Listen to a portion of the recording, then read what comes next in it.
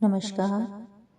सच्चे संत वे दोस्त हैं जो मौत के बाद भी हमारा साथ नहीं छोड़ते, बल्कि हमें यमदूतों के पंजों से भी छुड़ाते हैं। ऐसे सतगुरुओं की शरण में आने के बाद हमारा धर्मराज का हिसाब किताब खत्म हो जाता है। ऐसे संत दुर्लभ हैं, लेकिन वे संसार में हमेशा मौजूद रहते हैं। वे हर एक युग में सच्चे जिज्ञासुओं को शब्द या नाम का रास्ता बताने के लिए आते हैं। यह नहीं है कि पूर्ण महात्मा किसी खास समय या काल में ही आते हैं, या वे किसी खास धर्म या खास जाति से बंधे हुए होते हैं। हर एक युग में महात्मा होते आए हैं, और वे किसी भी जाति, धर्म या देश में आ सकते हैं। दुनिया में एक समय में एक से अधिक महात्मा भी हो सकते हैं। ऐसे महात्मा दुनिया में समाज पर बोझ बनकर नहीं आते, बल्कि अपनी मेहनत की कमाई करके संगत की मुफ्त सेवा करते हैं। गुरु नानक साहिब ने खुद अपने हाथों से खेती की, अपने बाल बच्चों की परवरिश की और साध संगत की मुफ्त सेवा की। कबीर साहब के जीवन के वृतांतों से पता चलता है कि इन्होंने अपनी सारी उम्र कपड़ा बनकर गुजारा किया, अपने बाल बच्चों की परवरिश की और साध संगत की मुफ्त सेवा की। महात्मा रविदास ने सारी उम्र जूतियां बनाकर गुजारा किया।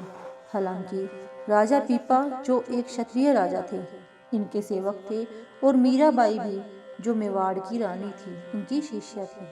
मीराबाई के जीवन वृतांत में आता है कि उसे बिरादरी वालों ने ताने सुनाए कि तू तो महलों में रानी बनी बैठी है और तेरा गुरु जूतियां बनाने का काम करता है।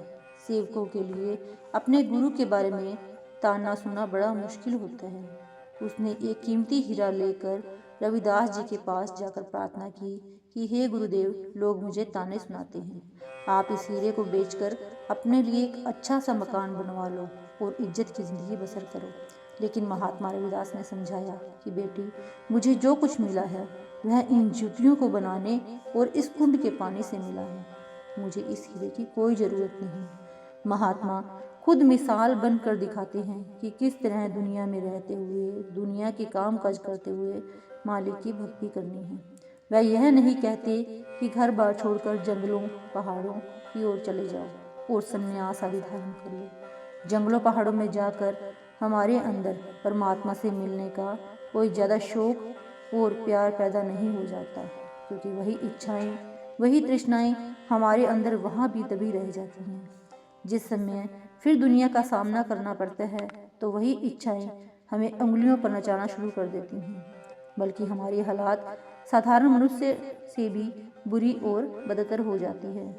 हमें दुनिया में हर चीज़ की ज़रूरत है। शरीर को ढकने के लिए और गर्मी सर्दी से बचने के लिए कपड़ों की ज़रूरत है, पेट को भोजन की ज़रूरत है, और रहने के लिए किसी मकान की ज़रूरत है। इन ज़रूरतों को हम जितना भी चाहे बढ़ा लें या कम कर लें, लेकिन जहाँ भी हम जाते हैं ये ज़रूरतें हमारे साथ ही रहती हैं। जंगलों पहाड़ों में जाने से क्या होता है? हम सफ़ेद कपड़े उतार देते हैं और भगवे पहन लेते हैं, लेकिन कपड़े की ज़रूरत तो फिर भी महसूस हुई। अपने घर का बनाया हुआ भोजन छोड़कर लोगों के आगे जाकर पेट की खातिर हाथ फैलाना पड़ता है, लेकिन पेट ने खाना तो फिर भी मांगा ही। अपने घर का सुख और आराम छोड़कर किसी गुफा या आश्रम में जा बैठे, सिर ढकने के लिए किसी न किसी जगह की तो फिर भी जरूरत पड़ी ना। हमसे उन चीज़ों में से कोई भी चीज़ नहीं छूटी, उल्टे हम अपना बोझ समाज पर डाल देते हैं और आलसी बन जाते हैं। लोगों की कई तरह की खुशामदें करनी पड़ती हैं और कई तरह के झूठ सच अपने पेट की खातिर बोलने पड़ते हैं। जिस तरह कमल का फूल पानी में पैदा होता है, लेकिन हमेशा पानी से बाहर रहता है, हालांकि उसकी नाल और जड़ पानी के अंदर होती है। जिस प्रकार मुर्गा भी पानी के अंदर रहते हुए भी सूखे परों से उड़ जाती है, इसी तरह हमें भी दुनिया में रहते हुए अंदर अपनी सूरत को शब्द के साथ जोड़कर भवसागर से पार होना है। एक मक्खी जो शहद के किनारे पर बैठती है, शहद का स्वाद भी लेती है और सही सलामत उड़ भी जाती है, लेकिन अगर वह शहद के अंदर फंस जाए तो वह स्वाद भी नहीं ले सकती और तड़प तड़प कर अपनी जान दे देती है। इसी प्रकार हमें भी दुनिया में रहते हुए दुनिया के लेन देन का हिसाब खत्म करते हुए अपनी लिव उस मालिक की भक्ति और प्यार में लगाई रखनी है। इसलिए संत महात्मा हमें यही उपदेश देते हैं कि अपने घर बार में रहते हुए हक हलाल की कमाई करते हुए परमात्मा की भक्ति करो। Thank you.